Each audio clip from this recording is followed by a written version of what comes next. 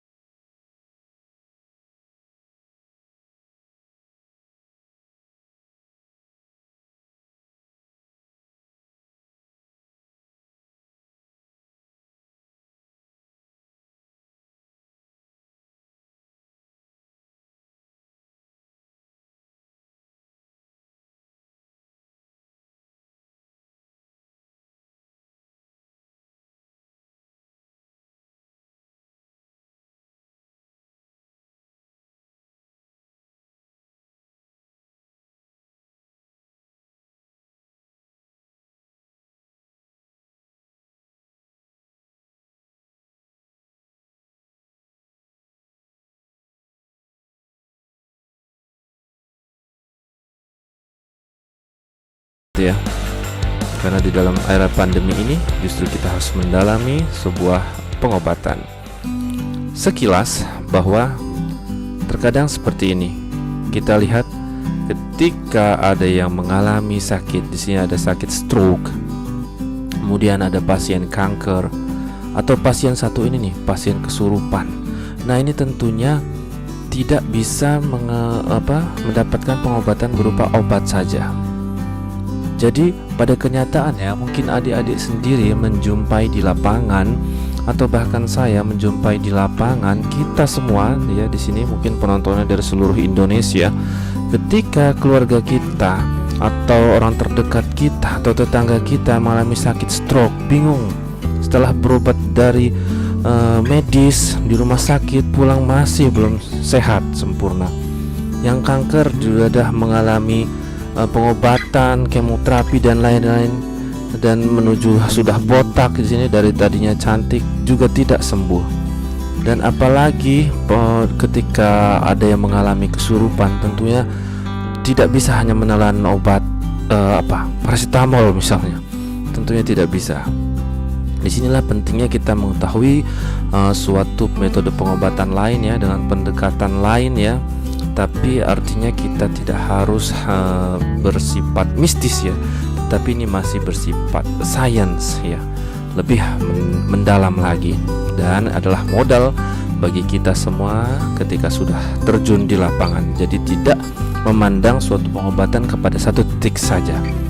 Apakah pengobatan metode barat, apakah pengobatan metode timur, ataukah metode pengobatan lain, dan ini akan kita bahas.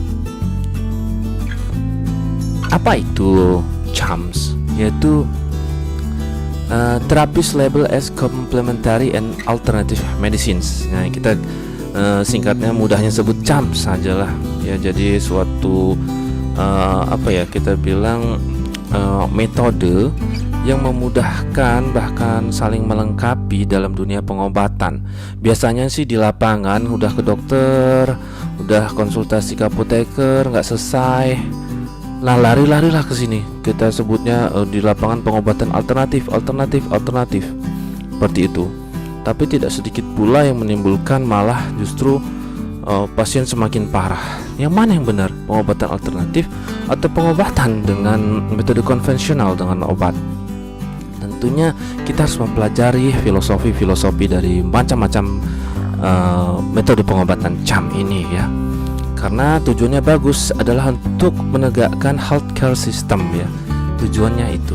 Jadi kita bisa saja menggunakannya karena ini ilmunya berbeda dengan dunia pengobatan konvensional dan scientific medicines atau biomedicines, dan tentu berbeda dengan farmasi. Tetapi sebenarnya kalau saya melihat sih bukannya berbeda ya, dalam pandangan saya sendiri itu sebenarnya justru lebih mendalam dan saling melengkapi. Itu dalam pandangan saya sendiri ya. Terserah pandangan adik-adik atau para viewers di channel ini ya, begitu. Jadi therapies juga disebut sebagai complement therapies and complementary healthcare. Oke, bersifat komplementari ya. Apakah bisa dijadikan sebagai terapi utama? Bisa saja. Apakah juga bisa sebagai komplement? Tentu bisa, namanya komplementari. Begitu. Jadi macam-macam dari CHAMS itu sudah kita kenal atau belum, mungkin ada yang belum mengenal ya di dunia. Ada macam-macam. Itu kita bisa lihat tuh, ada yoga, ada akupuntur, udah terkenal nih di dunia. Kemudian ada yang menjalani terapi diet. Ada juga terapi Reiki, ini terapi energi. Kemudian ada message terapi. Nah, ini sebagai suka yang pijat-pijat nih ya. Ada yang terapi kromoterapi, itu terapi warna. Nah, ini terapi warna juga bisa mempengaruhi ya. Jadi ada yang suka warna merah, kuning, hijau, itu mempengaruhi mood kita, mempengaruhi kesehatan jiwa kita. Ada yang menggunakan meditasi ya, ini seperti banyak yang dilakukan oleh biksu-biksu, sini misalnya di film-film kungfu gitu ya. Di Cina ini banyak ya, di Indonesia juga sudah merebah bahkan di seluruh dunia. Dan ada yang juga herbal medicine, ini sudah populer sekali ya. Dan ada homeopati, apa itu? Nanti kita bahas. Ada yang juga dengan hipnosis, ya di sini terkenal dengan mental terapi, hipnosis kayak gitu. Ada yang pernah hipnotis gitu apa? Nah itu bisa juga dicoba. Ada nanti mendalami ya. Farmasi juga bisa mendalami ilmu hipnosis ya. Kemudian ada yang menggunakan aromaterapi atau Ayurveda. Jadi banyak sekali ragamnya. Secara garis besar CHAMS itu bisa dibedakan menjadi 5 jenis ya sebenarnya. 5 jenis, yaitu kita lihat ada whole medical system. Ini contohnya adalah Ayurveda, TCM ya, Traditional Chinese Medicine, dan homeopati. Ini adalah bagaimana memandang kesehatan sebagai sistem yang holistik ya. Jadi tidak memandang sebagai body aja, tapi ada body yang tidak kelihatan. Kemudian digabungkanlah dengan di sini pengobatan dengan herbal biasanya. Kemudian ada mind body medicines. Jadi terapi kombinasi memandang titik sudut antara pikiran dan tubuh tentunya. Di sini bisa dilakukan dengan musik, misalnya kan ada yang semangat dengar musik ya. Atau waktu sakit itu dia mendengarkan musik. Ada art dance therapy, kemudian meditation, kemudian berdoa, itu juga termasuk mind body medicines. Lalu ada juga yang berdasarkan biologically based ya, itu sudah banyak terkenal ya, herbs, herbal product, vitamins and foods. Kemudian ada yang berdasarkan manipulative and body based, jadi terdapat manipulasi pada tubuh ya. Contohnya kiropraktik ini yang udah adik-adik terkenal ya, udah ada mengenal juga di lapangan. Misalnya ada ya praktek-praktek kiropraktik ya berdasarkan dari tulang belakang nih, tapi harus expert, harus ahli. Ada yang patah soalnya. Kemudian ada osteopati juga, ada massage juga. Dan terakhir ada energy medicines. Nah, energy medicines ini dari zaman dulu sampai sekarang masih populer. Ya, contohnya adalah qigong. Kemudian ada akupuntur, ada bioelektromagnetik, ada therapeutic touch Reiki ya. Ini dari Jepang contohnya. Untuk lebih detailnya lagi, per contoh masing-masing jenis bisa dilihat di salah satu bagiannya ini ya, the type of CHAMS approach ya. Ini adalah contohnya. Misalnya natural products tuh jadi banyak jenisnya juga. Misalnya energi terapis, di sini ada tai chi ya. Ini bisa dicoba juga nih. Jadi semakin kita tua tuh penyakit akan semakin bervariatif dan sulit ya. Tidak hanya sembuh dengan obat saja kayak gitu. Intinya seperti itu ya. Apakah ini penting? Pengobatan CHAMS ini. Jadi menurut penelitian yang dilakukan oleh Mandreker Bahal tahun 2017, ini baru-baru saja sebenarnya, termasuk update. Ada dia melakukan penelitian terhadap pasien yang menderita HIV. Itu ternyata dari respondennya sebanyak 130 itu memilih pengobatan secara medicinal herbs ya sebesar 57,3%. Cukup besar juga. Artinya apa? Kepercayaan pasien untuk mencari alternatif atau komplementari dari pengobatan itu tinggi. Kenapa?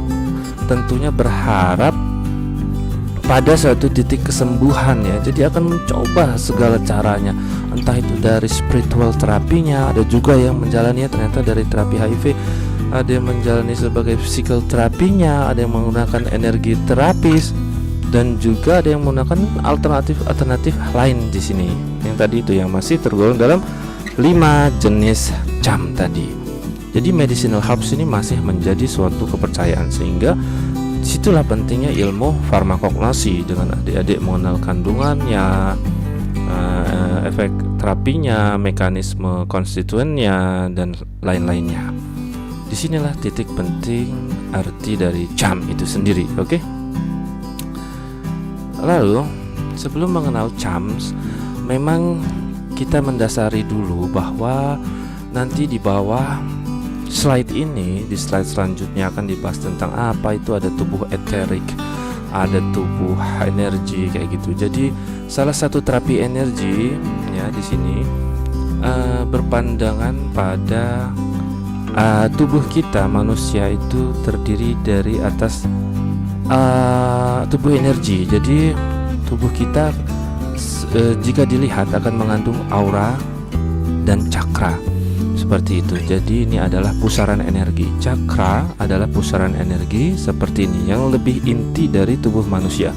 Jadi beda ya dengan pengobatan barat. Kalau pengobatan barat itu memandang lebih kepada organ-organnya langsung. Misalnya jantung, oh dia sakit jantung, jantungnya diobati.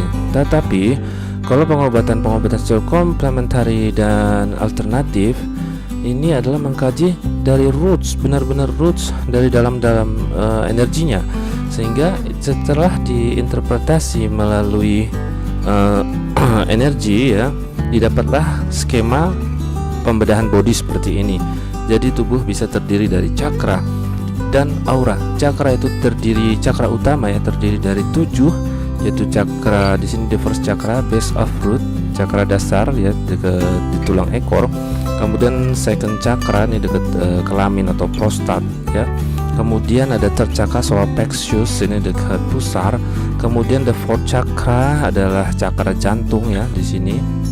Kemudian cakra kelima itu dekat tenggorokan ya. Kemudian cakra keenam ini dekat mata, di tengah-tengah di atas mata, di tengah-tengah persis ya di antara mata. Kemudian cakra ketujuh itu ada di atas kepala kita, di atas kepala ya. Jadi secara unik ternyata cakra-cakra dalam pandangan pengobatan ini mengandung warna ya, menginterpretasikan warna, yaitu warna pelangi ternyata ya. Seperti pada kuliah saya dulu ya pernah menyampaikan di botani farmasi kalau tidak salah ya, yaitu warnanya apa? Mejiku hibiniu. Nah, seperti warna pelangi yang menggambarkan tingkatan energinya ya. Ini sudah dibahas ya, coba lihat lagi nanti. Jadi selain mengandung cakra, ternyata tubuh juga mengandung tubuh eterik, yaitu mengandung aura. Aura ada tingkatannya, dari aura dasar ya merah sampai juga sama keluar, yaitu ke warna ungu. Nah, ke warna ungu yang masing-masing menginterpretasikan arti yang berbeda-beda. Pada warna merah misalnya adalah etheric body yang mengandung lower aspect. Kemudian pada yang lebih tinggi lagi emosional yang lebih rendah, terus meningkat ke astral body, ini warna hijau. Nah, seperti itu. Kemudian meliputilah ke warna yang lebih tinggi, warna ungu. Inilah kenapa ada perbedaan warna-warna di tubuh manusia. Jika difoto ya, ini kalau aura bisa difoto ya secara kirlian, itu sudah bisa ada teknologinya. Tapi kalau cakra belum bisa difoto, hanya bisa dilihat oleh orang-orang tertentu ya yang mempunyai kekuatan. Seperti itu biasanya anak indigo. Kalau anak indigo tentunya mempunyai spesialis yang berbeda sekali. Jadi ini contoh ya, manusia memiliki aura yang berbeda gitu. Jadi aura ini akan sangat dipengaruhi oleh energi intinya tadi, pusaran energi cakra. Bagaimana mendapatkannya? Tentunya perlu pelajaran atau materi khusus ya. Kalau ini ada pelatihan khususnya ya. Nah, jadi aura itu warna menginterpretasikan karakter ya, karakter. Misalnya merah, dia energi, vitalitasnya, staminanya, menginterpretasikan passionnya. Kalau ke arah orange ya, ini naik lagi, Ini lebih ke arah creativity, produktivitas, kesenangannya, optimisme, orangnya cenderung optimis kayak gitu. Bagaimana emotional expressionnya, dia lebih aktif di situ. Kemudian warna kuning, dia lebih cenderung humoris, dia menyenangkan. Kalau ada teman-teman yang menyenangkan, humoris, biasanya warna auranya yellow ya, kuning. Kemudian dia intelek, logik, dan kreatif. Kemudian kalau warna hijau, ternyata dia lebih bersifat kepada keseimbangan, harmoni, cinta, komunikasi, sosial. Kemudian ya lebih ke alam gitu. Dan ada blue indigo, dia cinta kedamaian ya, kesetiaan, kebaikan, kebenaran, peace. Jadi menuju ke spiritual yang lebih tinggi ya, kesetiaan, devotion. Jadi orang-orang setia itu ke arah kesini. Jadi kalau nggak setia, dia nggak mungkin blue indigo kayak gitu. Kemudian violet itu ungu, itu dia lebih ke intuisi, imajinasi, universal flow. Jadi lebih ke alam pendekatannya. Dia banyak berimajinasi. Biasanya orang-orang ini pintar gambar. Biasanya ya, jadi pintar gambar, kemudian meditasi, suka ketenangan dan artistik orangnya. Seperti itu. Bisa nggak bercampur? Bisa saja ya, seperti di foto ini. Ini adalah orang-orang yang mengalami foto Kirlian. Nah, kalau adik-adik pengen beli foto Kirlian, alatnya ya sekitar harganya 1 miliar ya. Nanti saya numpang foto ya. Nah, seperti itu. Itu definisi dari tubuh eterik kita kayak gitu ya. Jadi dengan mengalami terapi-terapi ini tentunya bisa mempengaruhi kesehatan kita, itu pandangannya. Makanya ada terapi warna, tadi ya terapi macam-macam. Oke. Dan ini semua ternyata bisa dilihat dengan mata ketiga ya, mata ketiga yang dianugerahkan Sang Pencipta kita. Semua orang tanpa memandang agamanya adalah bisa melihat itu semua. Dan mata ketiga ada di sini ya, jika diaktifkan ya, misalnya dengan meditasi. Kalau orang yang ini ya kepercayaannya apa, ada yang berzikir, misalnya dia agamanya Islam, macam-macam. Ada yang sudah bawaan dari lahir, sudah bisa melihat. Nah, letaknya di antara di sini ada hubungannya secara body, secara fisik benar dengan otak kecil. Jadi di sini penting sekali. Salah satu bukti mata ketiga kita itu adalah kita selalu mengalami mimpi ya, karena di dalam mimpi itu ada fase-fase tidur yang berdasarkan panjang gelombang tertentu ya, panjang gelombang tertentu. Di situ kita mengalami dunia yang berbeda. Tentunya kita harus percaya seperti ini ya, karena kita tentunya nanti akan mati ya, akan mati. Jadi berada dalam kehidupan lain. Salah satu bentuknya adalah kita mengalami dunia mimpi ya. Mungkin ada yang pernah mengalaminya atau mengalami pengalaman spiritual dan eksotis lainnya ya, seperti itu. Sehingga dengan konsep charm ini kita harus mendasari bahwa menyadari adanya prinsip energi ya. Situ ada misalnya energi itu bisa dikumpulkan dengan tangan. Nah sini ya, makanya ada praktek-praktek penyembuhan dengan tangan saja kok bisa kayak gitu dia. Nah itu bisa dengan Reiki, Tai Chi, nah, kayak begitu. Jadi kalau energi ya bisa meliputi di sini. Nah nanti ada di kuliah selanjutnya melatih energi ya. Kemudian ada warna-warna inilah yang menginterpretasikan kita. Nah kemanakah kita? Ini menentukan karakter kita. Tentunya kita berbeda-beda kayak begitu.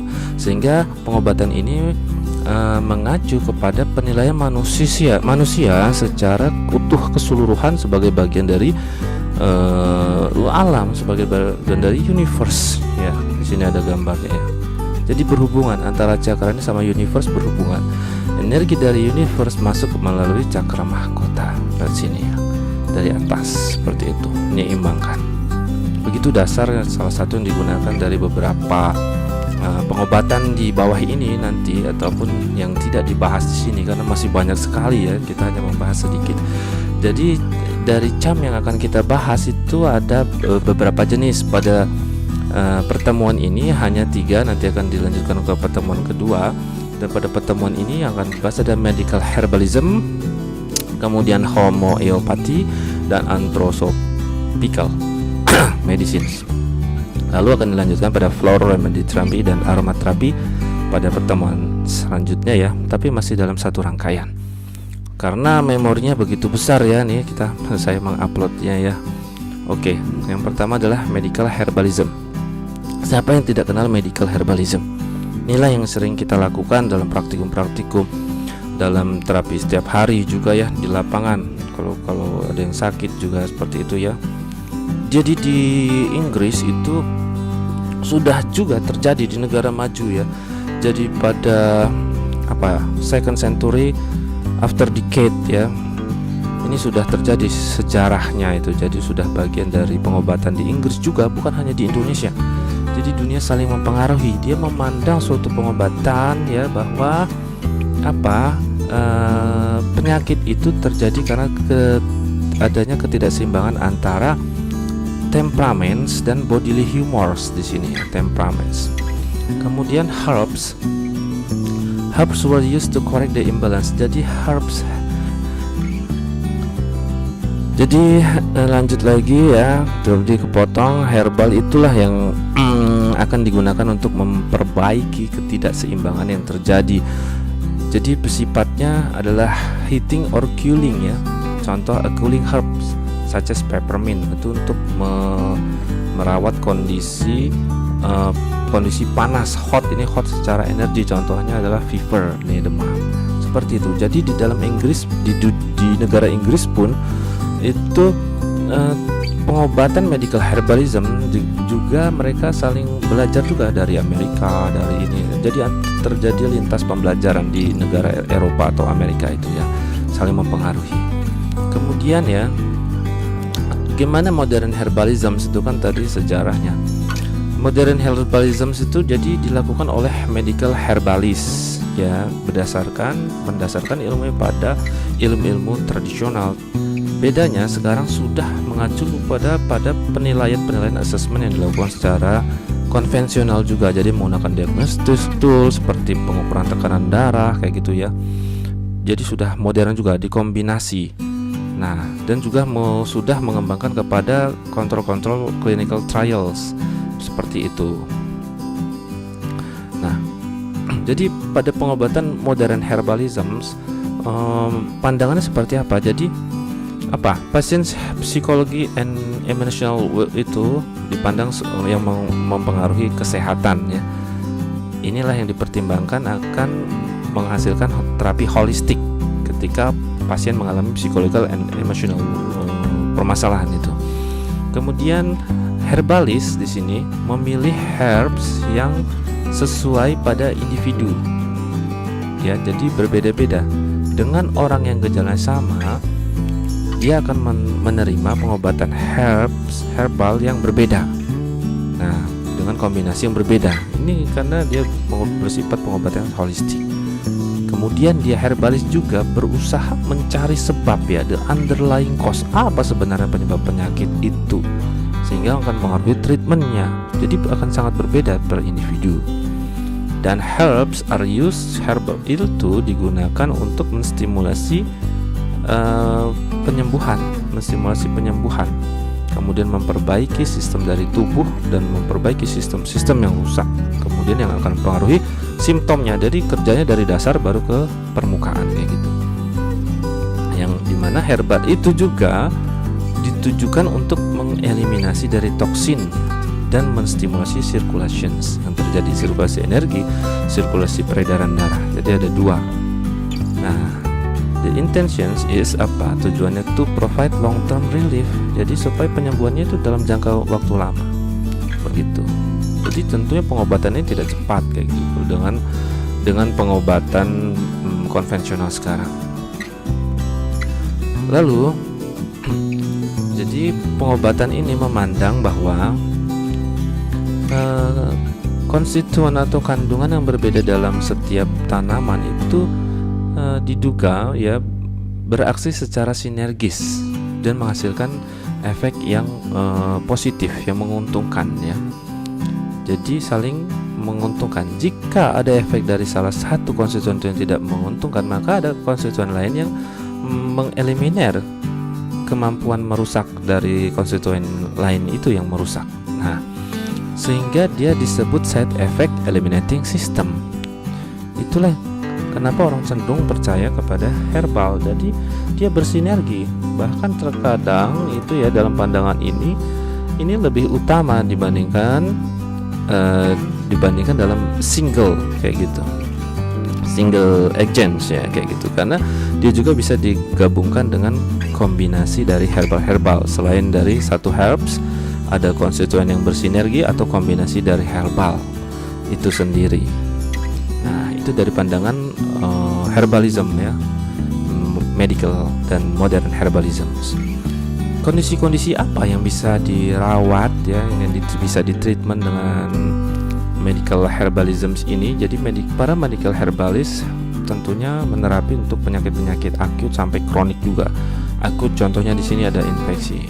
Kronik ya misalnya atau penyakit-penyakit medis ya, seperti irritable bowel syndrome ya, berkaitan dengan pencernaan, kemudian premenstrual syndrome, eksim, akne, atau kondisi-kondisi kulit lain, sistitis ya, atau ada peradangan pada kandung kemih, artritis, depresi, ada chronic fatigue ya, jadi kelemahan dan migrain, sampai migrain atau vertigo ini bisa di-treat ya.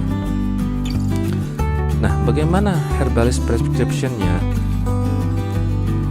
Resep cari herbalnya biasanya digunakan tadi ya, seperti pada prinsip yang kita jelaskan tadi, bahwa dia untuk misalnya gejala menopause simptom menggunakan beberapa herb, tidak cuma satu.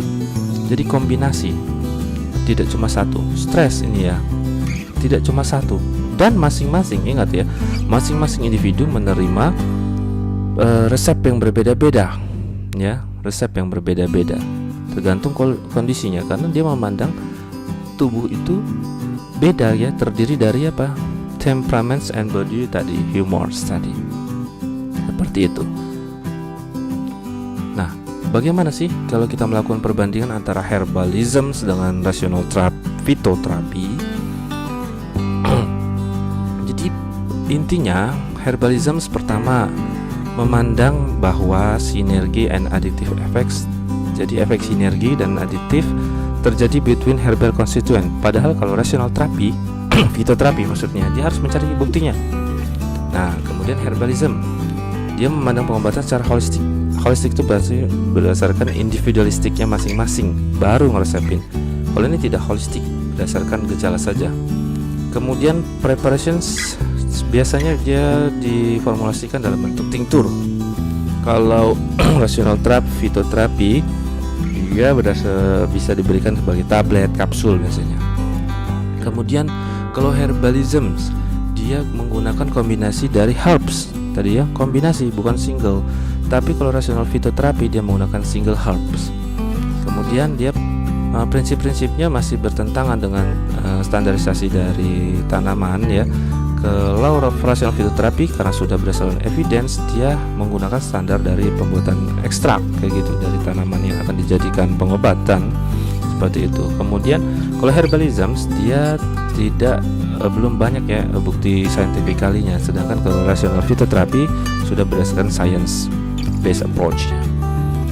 Dan demikian berarti bukti dari efikasi dan safety-nya belum banyak. Medical herbalism sini belum banyak dilakukan. Nah, itu tugasnya adalah kita melakukannya. Untuk apa? Sebagai pertanggungjawaban. Tapi masih banyak juga yang dilakukan ini, dan biasanya di lapangan sembuh tapi tidak direport. Nah, itu makanya selalu terjadi informasi di dunia ini, sehingga masih ada kepercayaan kesana ya, wajar saja kayak gitu. Ternyata sembuh di lapangan karena tidak semuanya bisa direport kayak gitu ya. Oke. Lanjut ke pengobatan kedua, homeopati. Apa tuh homeopati? Jadi homeopati ini dia sekitar 200 tahun lalu ya, 200 tahun lalu mungkin dari sekarang, sudah ditemukan oleh seorang dokter dan sekaligus apoteker. Nah, ini hebat ya, dokter dan apoteker dari Jerman. Dia ini merangkap. Jadi namanya Samuel Hahnemann, sejarahnya gitu. Pendekatan homeopati ini adalah suatu pendekatan yang kontroversial kalau dipandang dengan kehidupan pengobatan sekarang. Ya, kenapa kontroversial? Jadi nanti kita bahas ya kenapa kontroversialnya. Dia sejarahnya sebelum dia menemukan ini, dia prihatin dengan pengobatan-pengobatan zaman dulu yang menggunakan misalnya adalah mengeluarkan darah, kemudian menggunakan strong purgatif ya, dan emetik untuk pencahar supaya ngeluarin racunnya, kemudian melukai supaya keluar darahnya, mengeluarkan toksiknya, bahkan menggunakan heavy metals ya, seperti arsenik dan merkuri. Nah itu dulu pengobatan zaman dulu tuh banyak dilakukan itu. Dia nggak setuju sebenarnya, kurang puas dia sebagai dokter dan apoteker, jadi dia ngerangkap dia nih ya profesinya. Kemudian selama periode itu dia melakukanlah percobaan menggunakan kulit gengkona ya, kulit gengkona, kemudian menggunakan dosis tinggi sehingga didapat simptoms seperti pada penyakit malaria. Seperti itu, ketika dosis tinggi simptomnya seperti malaria, dia ngobatin malaria. Nah, oleh karena itulah dia mendapatkan suatu kesimpulan. Tapi sebelum kita mengacu kepada kesimpulan pendekatan-pendekatannya, marilah kita saksikan video tentang homeopati berikut. Homeopathy may be the most controversial but also the most popular alternative medicine. While some argue against it, others swear by its great power and effectiveness. How does homeopathy work? How did it become what it is today, and what can modern medicine learn from it?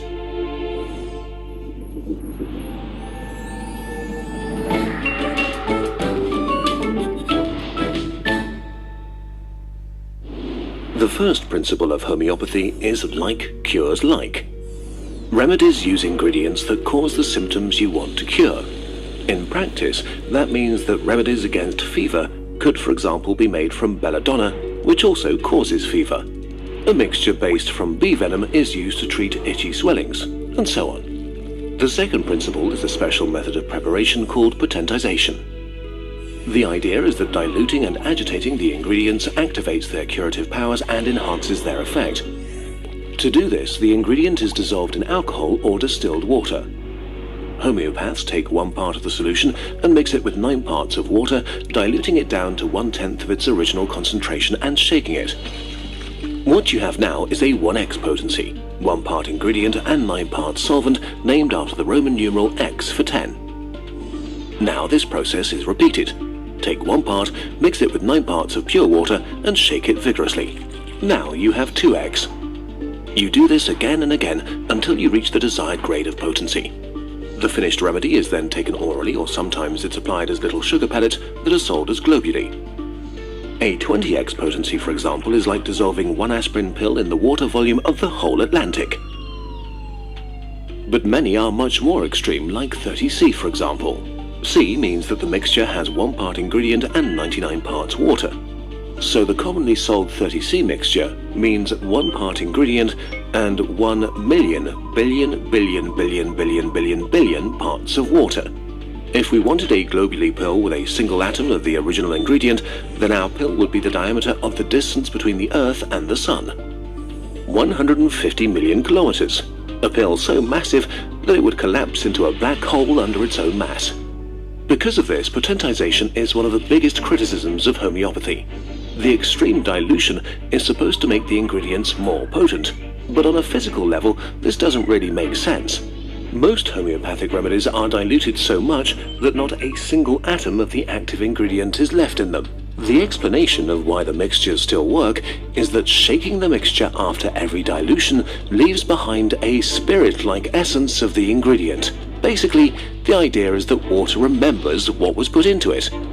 But if this were true, then every substance that ever met a drop of water would leave an essence behind and lead to unpredictable effects when it was accidentally ingested. Think of all the stuff that lives and floats in the oceans. Every sip of water would be a supercharged homeopathic cocktail. So how did homeopathy become the most successful alternative medicine? In the 18th century, medicine was very different from today. Treatments like bloodletting left the patient worse off than before. So German physician Samuel Hahnemann wanted a non-invasive, natural way of healing and developed homeopathy. And in fact, homeopathic hospitals were soon successful because doing no harm beats doing harm. Hahnemann imposed very strict rules on his patients. First, you had to avoid coffee, tea, alcohol, spicy food, sweet food. No old cheese, no onions, no meat. No clothes made from sheep's wool, but also no sedentary work, no sitting inside in stuffy air, no warm rooms, no riding horses, no napping, no playing games, no masturbation, and of course no reading pornographic texts, and many more. then and only then would his remedies work according to the inventor of homeopathy. Of course, all of these instructions are ignored and not talked about today. Medicine has changed a lot in the last 150 years. Never before in human history have we enjoyed a comparable level of health. Never have we lived as long. And this is largely due to the new tools we've developed. Modern diagnostics, double-blinded studies and scientific evaluation to check and prove which stuff works. Thanks to these tools, after countless studies and reviews, we know beyond a shadow of a doubt that homeopathy does not have any effect beyond placebo. But even so, who cares why it works if it helps people? Maybe you tried it and felt better. Or you know someone that got over a horrible disease while using homeopathic remedies.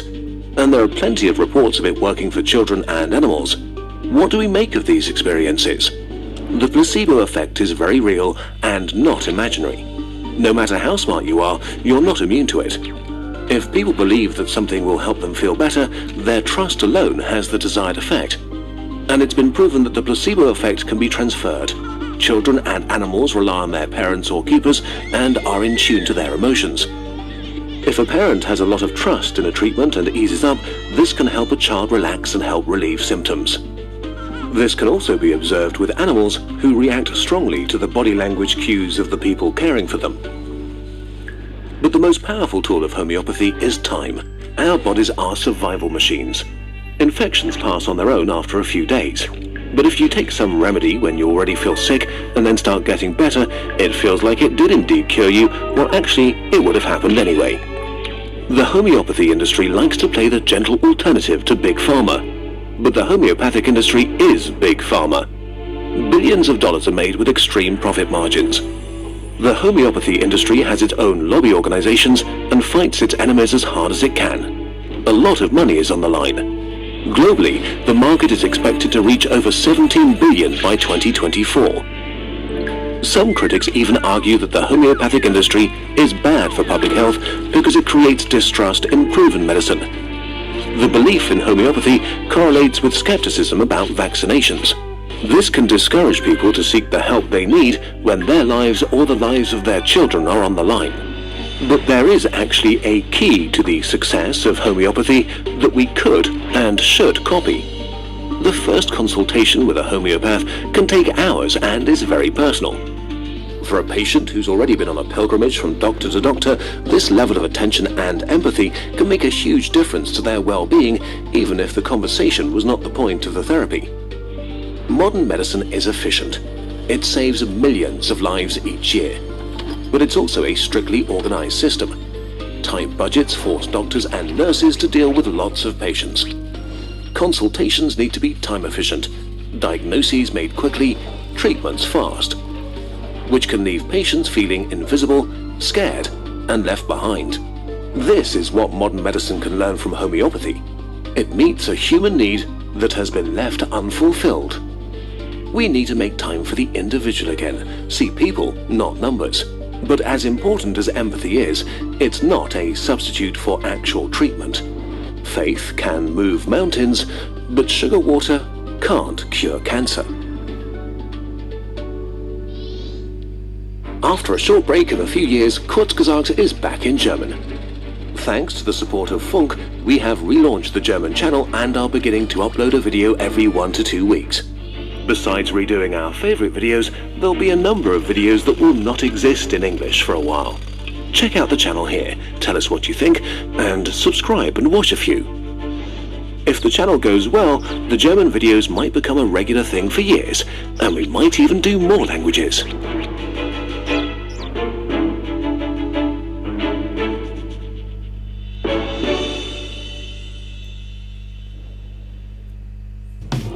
Homeopathy. Ya, jadi itu ceritanya secara video ya, secara lengkap. Bagaimana si Hahnemann ini dulu dia tidak setuju ya dengan pengobatan-pengobatan yang melakukan semacam kayak apa ya, kalau dibilang kekerasan tanda kutip.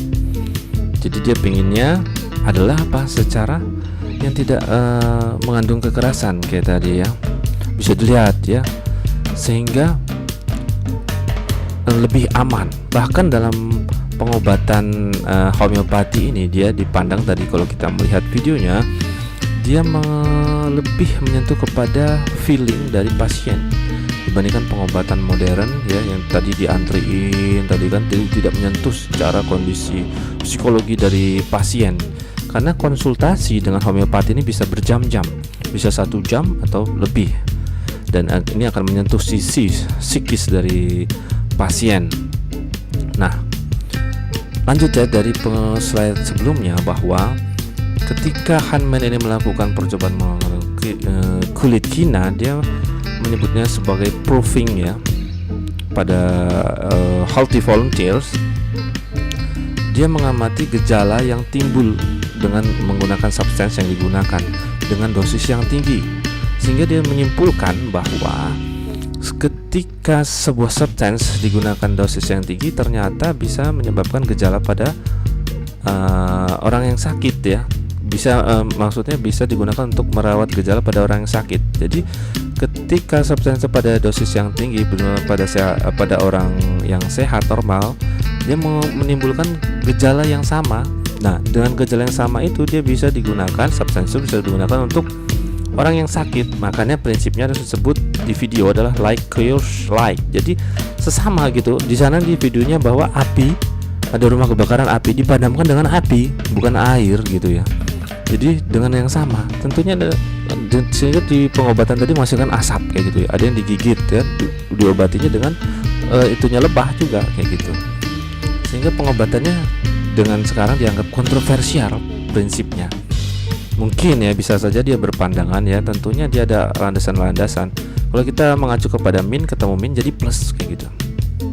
Jadi prinsipnya pada like yours like kayak gitu ya. Ini contohnya ada coffee malah digunakan pada dosis tinggi, digunakan untuk merawat insomnia ya, untuk susah tidur.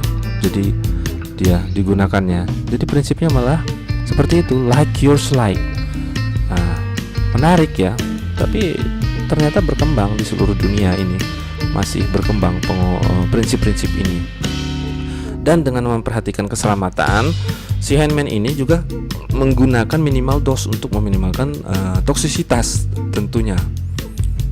Jadi dengan adanya mother tincture tadi kan yang diencerin dengan segala macam pengenceran, dari mother tincture itu dengan pengenceran yang bertingkat itu yang disebut sebagai potentiations, dia sebutnya potentiations.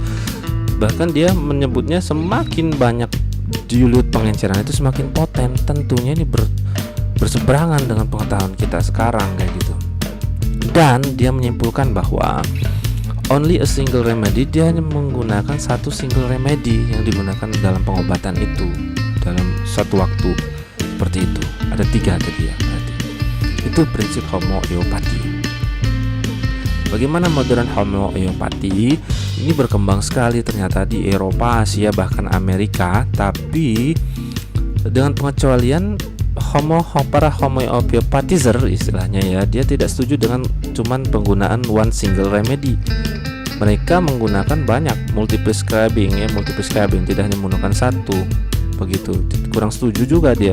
Bisa-bisa aja berbeda pendapat karena ini kan pengobatan alternatif semacam komplementari ya, tapi ditemukannya oleh orang-orang yang bersains kayak gitu, bisa saja. Nah, itu bedanya. Dan si Hahnemann ini juga menggarisbawahi tadi ya di video jelas tadi bahwa selama pengobatan ini nggak boleh minum kopi, nggak boleh minum teh. Jadi menormalkan intinya, nggak boleh minum kopi, minum teh, makan daging, jalan-jalan, kemudian nggak boleh berpikiran negatif juga, nggak boleh nonton pornografi tadi ya, macam-macam tadi ada di video tadi. Jadi mempengaruhi mentalnya semuanya, dan dikombinasi dengan herbs yang ada. Nah, jadi sangat kompleks pengobatan ini dengan konsultasinya bukan hanya 5 menit 10 menit. Kalau pengobatan sekarang kan konsultasi 5 menit lepas, 5 menit lepas tadi ya. Kalau ditempel pasiennya, tidak menyentuh feeling dari pasiennya. Kalau homeopati menyentuh feel, dia karena bersifat sebagai holistik juga, sebagai holistik ya.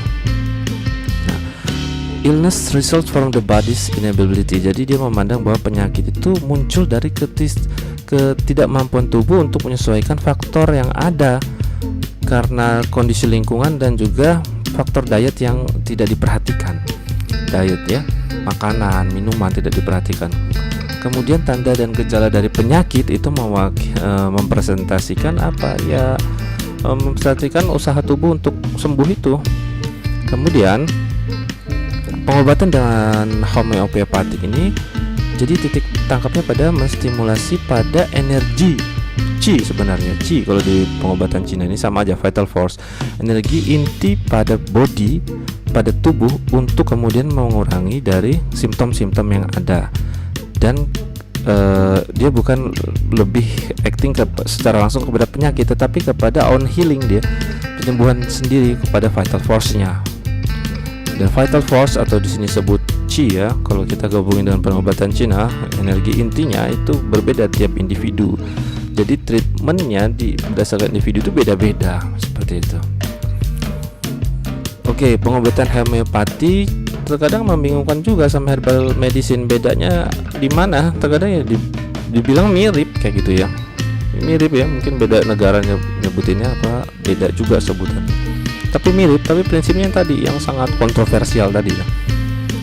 Tapi perbedaan dari homeopati sama herbal medicines itu jelas ya. Kalau homeopati dia semakin encer, itu semakin poten. Homeopati kan lucu gitu ya kalau kita mandangnya sekarang. Sedangkan pada herbal medicine dia berpandang pada material strength-nya. Kalau semakin diancerin ya semakin rendah kemampuannya. Kemudian homeopathic remedies ini menggunakan 65% dari plants, 35% nya nggak dari plants. Kalau herbal medicine dari plants semuanya. Nah ini contohnya ya, pengobatan homeopatik dari plants, materialnya bisa dilihat sendiri di sini, dan gambar-gambarnya bisa di search juga ya. Yang ada common plant names-nya apa gitu, plant source-nya apa, common remedy name-nya ini. Jadi namanya beda nih, tapi secara internasional disamakan ya, bahasanya ini Latin, kemudian common plants and plant name-nya apa yang digunakan. Nah ini contoh dari yang digunakan sebagai homeopathic remedies. 35% nya apa kalau homeopathic itu? Jadi ada animal juga, insect, biological and drug, chemical and mineral. Tidak semuanya plant maksudnya. Dan dia menggunakan prinsip tadi pengenceran. Ya, menggunakan pengenceran. Jadi ada the mother tincture namanya kan, yang pekat tadi ya, mother tincture namanya. Kemudian dia encerin. Ketika pengenceran menggunakan prinsip desimal itu adalah menggunakan prinsip 1:10 pengencerannya, maka disebut 1D atau X, 1X dia sebutnya. Ketika dia hancurkan bertingkat, maka dia pengencerannya menjadi 2X. Jadi diambil lagi satu bagian di dalam 10 bagian yang dari awal report bagiannya ada tadi ya di video.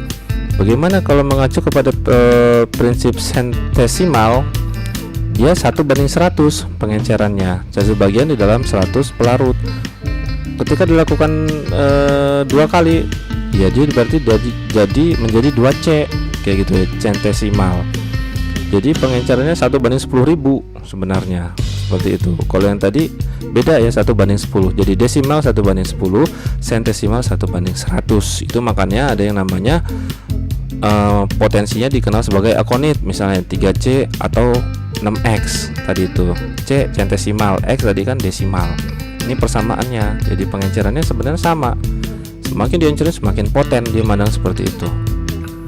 Nah ini sama ya. Jadi prinsip-prinsip pengencerannya 2C atau ini prinsip potensialisasi dari homeopathic remedies. Nah ini potentisation ya, ada susah nyebutnya. Ini berbeda ya, jadi in positions to modern pharmaceutical principles.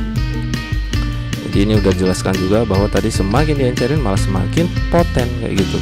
Yang tentunya berseberangan dengan prinsip modern pharmacologius. Tapi terserah mau mandang yang mana, hak kita. Siapa tahu benar juga gitu kan. Kenapa memandangnya seperti itu? Ternyata memandangnya pada memory of water theory, dia ternyata memandangnya. Jadi pendukung dari teori ini mengklaim bahwa molekul solvent itu melakukan rearrangement ulang mengikuti jejak molekul awalnya.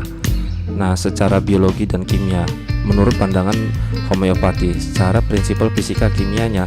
Tapi ini bertuburkan dengan pengetahuan sekarang, ya terserah ya. Jadi ini berdasarkan memory of water theory. Selalu jadi water itu bisa mengingat struktur origin awalnya, begitu. Nah, evidence efikasinya gimana sih? Dilakukan juga ternyata systematic review, sudah ada banyak penelitiannya dan meta analisis. Dari beberapa penelitian hampir sebenarnya 90% itu tidak menunjukkan evidence dan efikasi yang maksimal, optimal.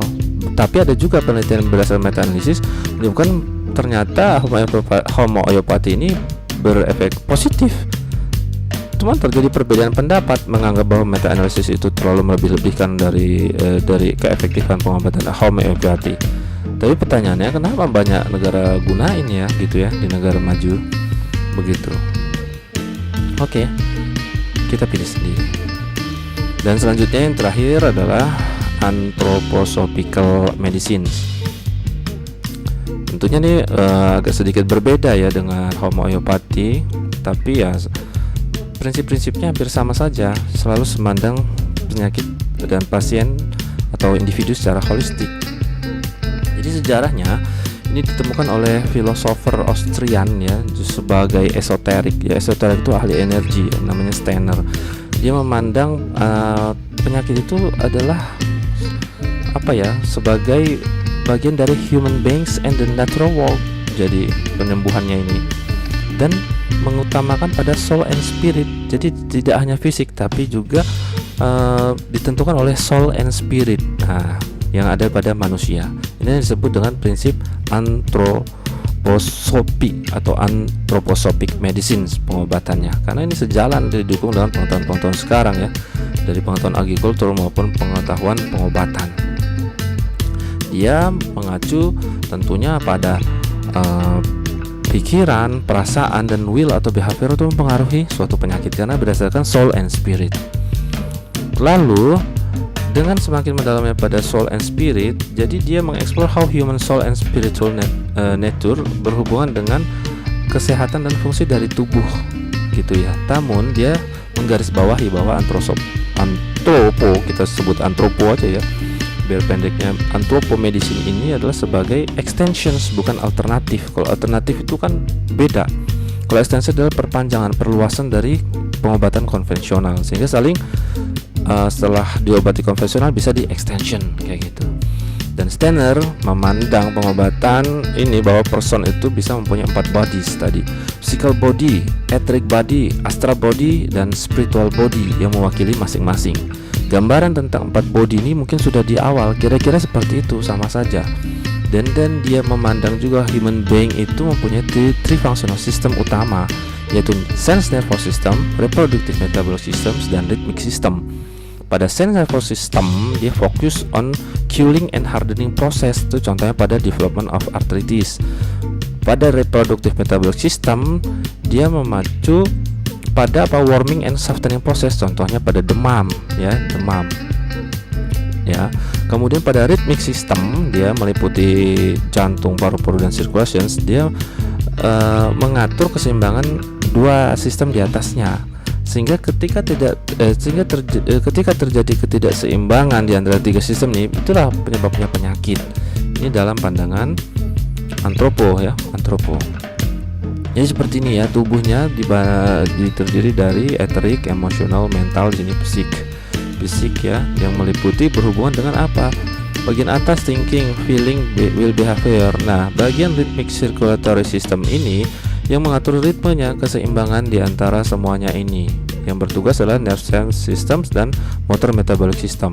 Motor metabolic system dipengaruhi will, behavior, dan saling mempengaruhi. Begitu juga ini, brain mempengaruhi dengan thinking dan saling mempengaruhi penyakitnya antara organ dan penyakit, dan lebih dalam dari etheric body-nya. Seperti itu. Jadi hubungan antara tubuh yang nggak kelihatan sama tubuh yang kelihatan saling mengatur ya ritmenya. Bagaimana modern anthropomedicine? Ya, modernnya tentunya ternyata mengacu kepada teknologi sekarang juga menggunakan konvensional tool juga, tapi juga melakukan anamnese. Jadi bagaimana berbincang dengan pasiennya, anamnese, mereka fisiknya juga, laboratoriumnya juga, life story-nya juga, social context, body shape, movement, social behavior, artistik, lebih lengkap lagi ternyata. Termasuk apa? Dia menggunakan, kenapa prinsip terapinya tidak hanya menggunakan herbal nih, tetapi lebih lengkap lagi. Dietnya diperhatiin, therapeutic movementnya, artistik terapisnya, massage. Nah ini jadi terapi program yang sangat lengkap sekali, anthroposophic medicines. Dan banyak sudah berkembang di negara-negara maju, Austria, Jerman, Switzerland, Netherlands. Sudah ada rumah sakit khususnya juga di sana, rumah sakit yang menggunakan prinsip anthroposophic ini. Nah, kalau di UK masih sedikit ya, a few medically qualified practitioners ya di sana, tapi terus berkembang juga. Jadi ini juga diacu di dunia. Jadi kita jangan terbatas pikirannya pengobatan itu hanya itu aja. Indonesia yang tentunya kaya dengan herbal dan banyak keanekaragaman budaya juga sudah melakukan ini sebenarnya, tapi mungkin belum terrecord dengan baik. Justru kita malah banyak masyarakat ke dukun, ke ini. Nah itu harus diluruskan seperti itu ya. Karena di Indonesia masih terjadi banyak penipuan. Itulah tugasnya dari farmasis ya, karena farmasis juga menyeimbangkan di sini. Apa sih kondisi-kondisi yang bisa di-treat itu? Misalnya di Jerman aja, di Jerman sudah digunakan, ada tuh rumah sakitnya juga ya, anthroposophic ini. Misalnya untuk pasien-pasien kanker juga ya. Jadi digunakan pengawasan dari dokter dan juga apoteker untuk pengobatannya ya. Menggunakan OTC yang ada, seperti untuk proses-proses pencernaan dan OTC untuk beberapa macam gejala-gejala ya yang ada di sini ada. Indication, constipation, cough, cold. Nah, seperti itu. Jadi dokter dan apoteker berkolaborasi di Jerman menggunakan anthroposophic ini. Seperti itu. Kemudian prinsip antropo ini agak unik ya. Steiner percaya bahwa tanaman itu terdiri dari berbagai bagian ya.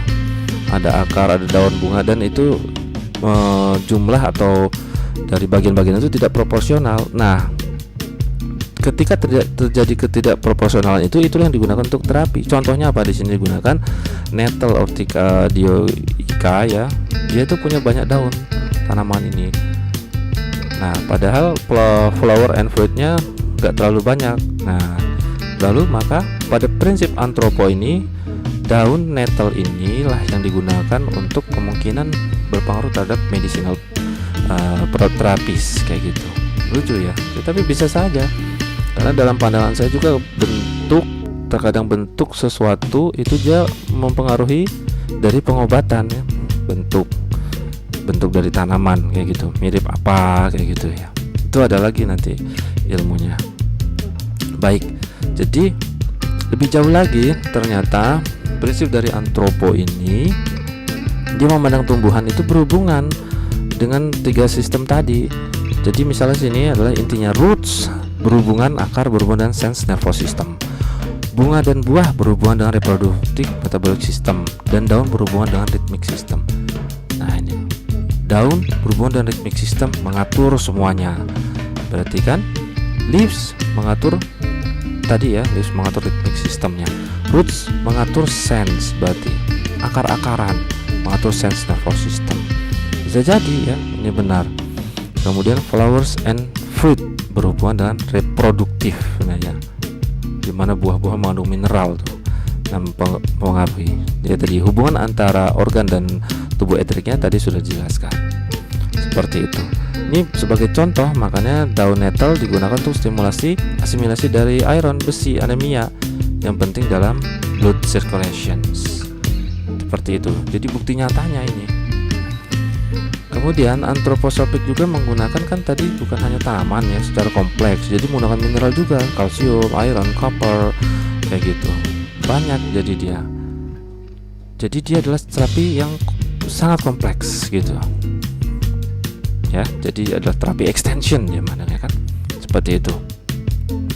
Baik, demikian kuliah sesi pertama kita dari CHAMS. Nanti akan dilanjutkan dan sesi kedua yang akan membahas tentang aromaterapi dan flower terapi secara singkat ya. Ini adalah belasan konsep-konsepnya. Untuk detail lebih lanjut tentunya adik-adik bisa searching ya, karena tentunya akan membutuhkan waktu yang lama. Ini menarik ya, kalau mau mempelajari atau secara mandiri juga bisa.